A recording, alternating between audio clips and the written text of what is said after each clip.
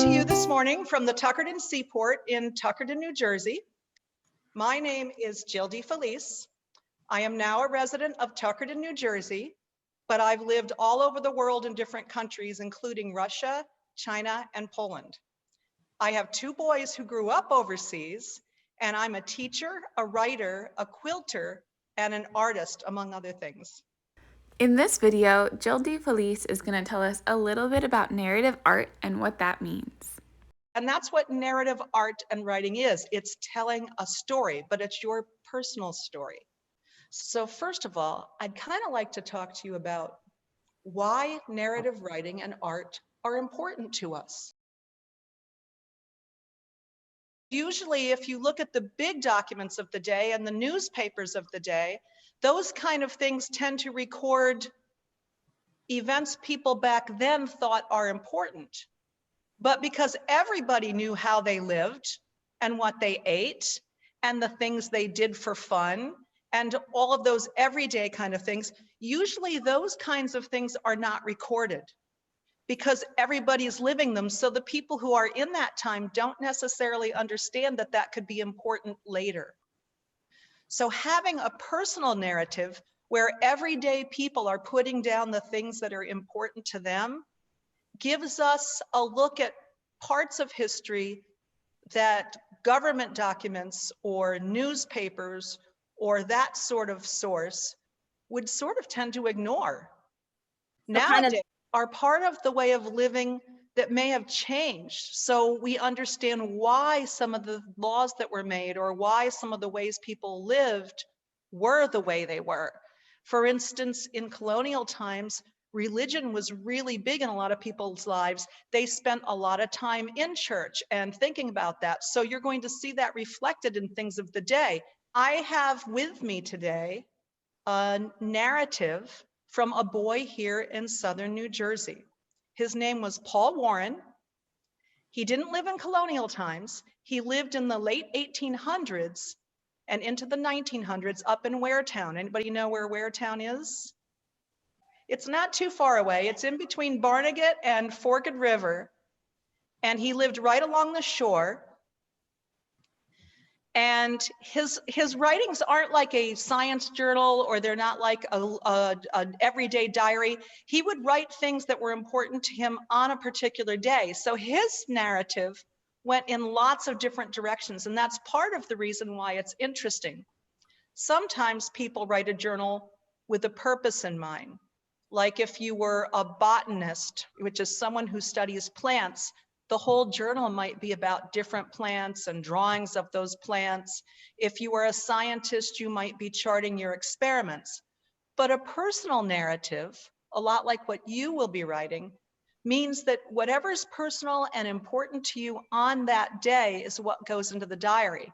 So Paul Warren's diary would reflect how he was feeling, what he was doing, what he was seeing. And so every day would be a little bit different, and he'd have different ideas of what to write on that day. So the very first thing I want to show you is page 1 of his diary. Look at the information and how it fits in with other information we know from that time period.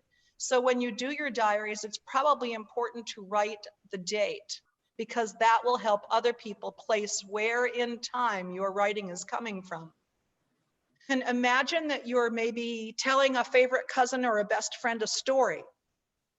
So you want to keep it interesting, and you want to make sure you're telling it the way you would write it, with your voice, and not just writing down a bunch of random stuff, because that's not interesting for anyone to read.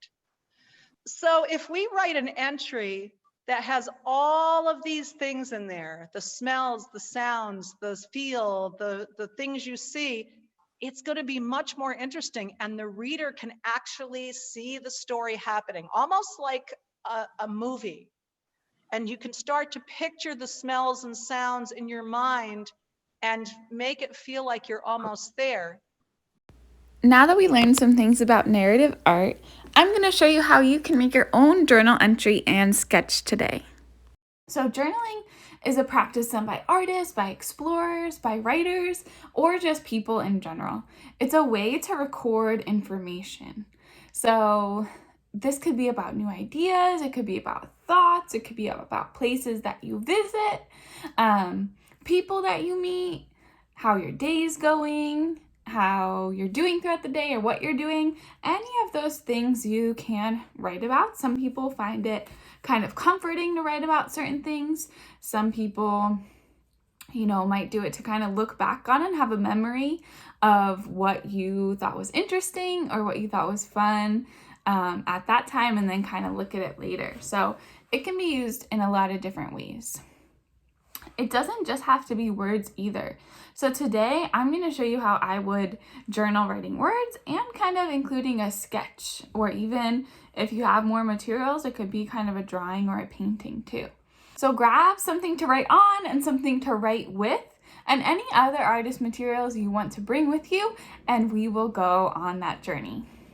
So during my journaling session, I wrote down some things about the weather, some things I was doing today, just kind of what was on my brain about that day, about what I was doing. Remember, there's no wrong ideas when you're journaling, so it could just kind of be whatever comes to your mind. You could keep writing it down. It doesn't need to be organized. It doesn't even need to make sense to other people. This practice is for you, either to look back on or to just kind of get your thoughts out. So just kind of go with it, try out the process, and see how it feels after. After I kind of wrote down my thoughts, I found a bit of a new spot on the water, and I started to sketch. So this sketch was a quick one. It was done with watercolor, but I just wanted to kind of include the view that I saw while I was journaling. So if you want to incorporate a drawing, maybe you want to draw something you see. It could be a flower you see on a walk. It could be who's next to you, or it could be kind of the whole room or space that you're in. If you like this process, you know that it's something that you can come back to